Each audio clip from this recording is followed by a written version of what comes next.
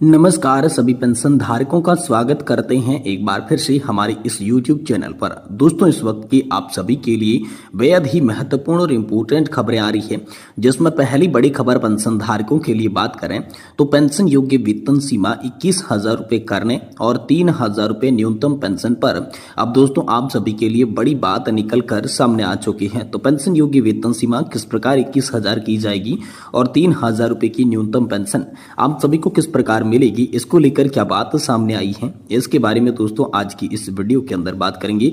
क्योंकि ईपीएफ और EPS 95 salary limit 21,000 रुपये तक बढ़ सकती है, इसको लेकर दोस्तों आप सभी के लिए बड़ा अपडेट आया है। साथ ही साथ दोस्तों बात करें तो सरकार को यकीन नहीं है कि ईपीएस 95 पेंशन भोगियों के जो परिवार है वो घोर गरीबी में जी रहे हैं, और अब इसको लेकर जुबानी कार्रवाई दोस्तों जवाबी कार्रवाई क्या निकल कर सामने आई है, इसके बारे में भी आज की इस वीडियो के अंदर बात करेंगे।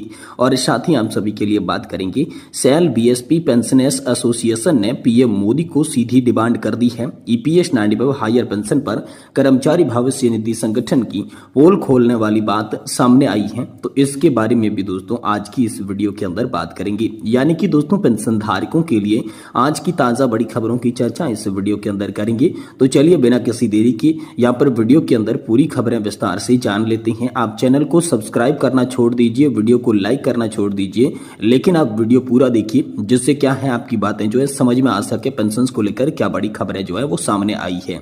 तो चलिए यहाँ पर सबसे पहले बात करते हैं पेंशन योग्य वेतन सीमा 21,000 रुपए और 3,000 रुपए की न्यूनतम पेंशन को लेकर अब आखिरकार आप सभी के लिए क्या बात निकल कर सामने आ चुकी है। न्यूनतम पेंशन की लड़ाई को कोर्ट तक ले जाने की बात अब पेंशन भोगी कर रही हैं। ईपीएस 95 न्यूनतम पेंशन को लेकर रोज नई नई बातें सामने आ रही है। अब नवीनतम एक्चुअली मूल्यांकन पर सवाल उठाया जा रहा है, इसके बारे में पेंशनर्स क्या सोचते हैं। पेंशन भोगी रामकृष्ण पिल्लई ने इसके बारे में लिखा कि एचपीसी को भी ईपीएस 95 की कमी के बारे में पता है, इसलिए उनकी सिफारिशें बजटीय सहायता के अधीन थी।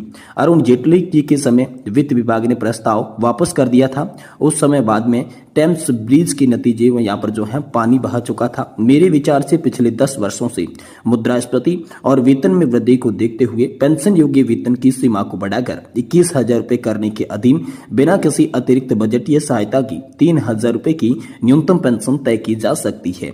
फिर भी बढ़ी हुई आवक, बढ़ी हुई निकासी का ध्यान रखेंगे। जब तक अधिकतम पेंशन योग्य वेतन 21,000 रुपये हो जाता है तो अधिकतम पेंशन योग्य स्वचालित रूप से 3,000 रुपये की न्यूनतम पेंशन के हकदार हो जाएंगे। अतिरिक्त बोझ केवल पुराने पेंशन भोगियों और कुछ नए पेंशन भोगियों के संबंध में होगा, जिसे ईपीएस वहन करने में सक्षम हो सकता है। पेंशन भोगी पी के माथुर लिखते हैं कि ईपीएस पेंशन भोगियों से पेंशन बढ़ोतरी के मुद्दे पर झूठे वादे क्यों किए जा रहे हैं। जैसा कि मेरे सभी पेंशनर्स मित्र इस सच्चाई के अवगत होंगे कि कई राज्यों में लगभग सभी उच्च न्यायालयों ने ईपीएस 95 पेंशनर्स के लिए आदेश जारी किए, लेकिन कोई फायदा नहीं हुआ। जबकि सुप्रीम कोर्ट ने 4/11/2022 की आदेश को भी लागू नहीं किया गया है।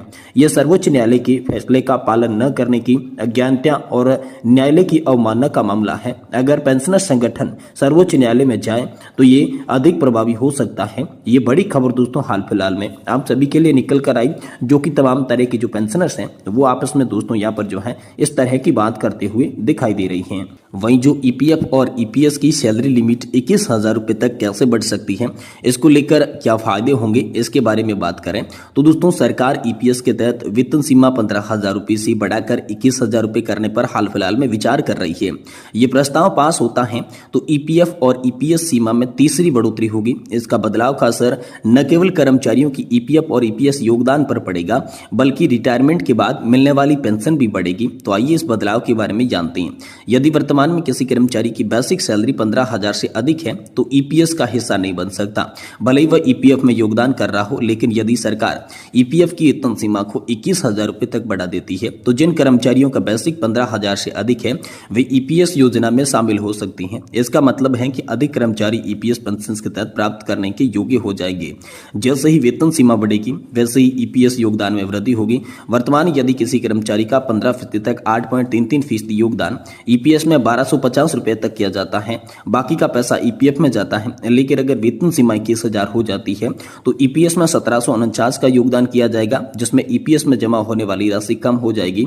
उदाहरण के लिए यदि एक कर्मचारी की सैलरी 25,000 रुपए है तो उसका ईपीएफ में योगदान योगदान 1251 होगा और ईपीएस में 1749 यहाँ पर योगदान हो जाएगा। इस वेतन सीमा में बढ़ोतरी का सबसे बड़ा फायदा कर्मचारियों को रिटायरमेंट के बाद मिलने वाली पेंशन में मिलेगा।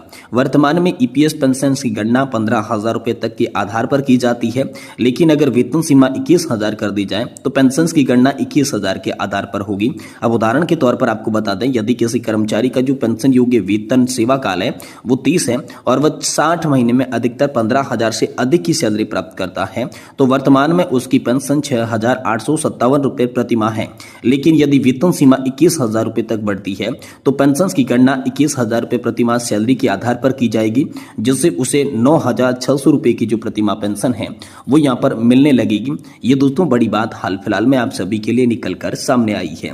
वहीं अगली बड़ी खबर की बात करें तो सरकार को यकीन नहीं है कि ईपीएस 95 पेंशन भोगियों की परिवार घोर गरीबी में जी रहे हैं। अब ये जवाबी कार्रवाई हम सभी के लिए क्या सामने आई है, इसको लेकर चलिए आपको बात बताते हैं। ईपीएस 95 न्यूनतम पेंशन को लेकर आंदोलन और पेंशन भोगियों के मन की बात सामने आई है। ईपीएफ 4 के अंदर सरकार पर खासा नाराज है देश भर के पेंशन भोगी, इसको लेकर बात करेंगे। कर्मचारी पेंशन योजना 1995, सरकार को यकीन नहीं है कि ईपीएस 95 पेंशन योजना के लाभार्थी भी गरीबी रेखा में आते हैं। महज 1,000 रुपए न्यूनतम पेंशन पाने वाले पेंशन भोगियों का दर्द एक बार फिर से छलक उठा है। ईपीएफ 4 के अंदर सरकार पर जमकर निशाना साध रही है। पेंशनर्स का दर्द बयान करते हुए पेंशन भोगी कहती हैं कि सरकार को यकीन नहीं है कि ईपीएस 95 पेंशन भोगियों के परिवार घोर गरीबी में जी रही है। हरियाणा सरकार वृद्धावस्था सम्मान भत्ता दे रही है। 18 वर्ष से ऊपर की महिलाओं को 3,000 रुपए प्रति माह विधवा पेंशन दे रही है। विकलांगता पेंशन 35 वर्ष से ऊपर की महिलाओं को लाडली पेंशन दी जा रही है। इसके अलावा जरूरतमंदों को मुफ्त राशन में रूप के दोस्तों 3,000 रुपए प्रति माह पेंशन देती है।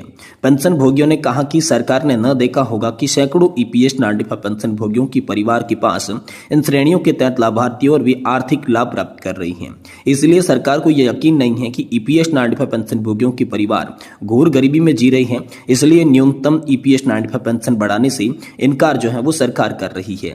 यही कारण है कि एनएससी हरियाणा में एनडीए के प्रदर्शन पर कोई असर नहीं डाल सका। मुझे यकीन है कि हजारों ईपीएस 95 पेंशन भोगियों ने हरियाणा में एनडीए को वोट दिया और इसी तथ्य को कमांडर अशोक रावत सर ने भी साक्षात्कार में स्वीकार किया था। महाराष्ट्र में भी यही स्थिति थी। लोगों के बीच मुफ्त उपहार उदारता पूर्वक वितरित किए जा रही हैं, जिनमें ईपीएस 95 पेंशन भोगी भी शामिल है। उनके समर्थन में एनडीए सत्ता पर काबिज होने की पुरजोर कोशिश करेंगी। एनडीए सरकार ने वोट पाने के लिए हमारी मेहनत की कमाई को जनता के बड़े हिस्से में बांटने की चालाकी भरी चाल चली है। ये सफल भी हो रही है, ये बात पेंशन भोगी बता रही हैं। पेंशन भोगियों के मुताबिक ये फॉर्मूला जो है, हम पेंशन भोगियों की पेंशन में बढ़ोतरी दिए बिना भाजपा के पक्ष में काम कर रहा है। इसमें टीम मोदी को ईपीएस 95 पेंशन बढ़ोतरी के खोखले वादों के साथ एनएससी नेतृत्व को खुश करने के लिए प्रोत्साहित किया है, जिससे वह कभी भी लागू नहीं करेगा।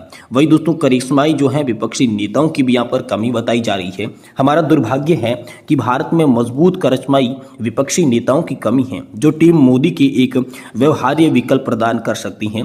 महाराष्ट्र और झारखंड में अपने भाइयों से अपील की जा रही है कि वे एक मजबूत एनडीए उम्मीदवार को चौंकाने वाली हार दें, सुनिश्चित करें जीतने वाले एनडीए उम्मीदवार की जीत का अंतर कम हो, टीम मोदी अपमानित महसूस करें। फिलहाल हमारी जवाबी कार्रवाई यहीं तक होगी कि यहाँ पर किसी भी तरीके से मोदी टीम के जो भी यहाँ पर नेता हैं उसको बड़े मतों से हराएं और मोदी टीम को ईपीएस 95 पेंशनर्स और उनके परिवार और रिश्तेदारों की ताकत से जो है वो अवगत करवाया जाए। ये बातें दोस्तों लगातार ईपीएस 95 पेंशन भोगियों के परिवारजन और ईपीएस 95 पेंशन भोगियों के जो नेता हैं वो लगातार करते आ रही हैं, लेकिन इन बातों का अभी तक टीम मोदी पर कोई भी असर होता हुआ नहीं दिखाई दे रहा है। ये बड़ी खबर दोस्तों आप सभी के लिए हाल फिलहाल में निकल कर सामने आ रही है।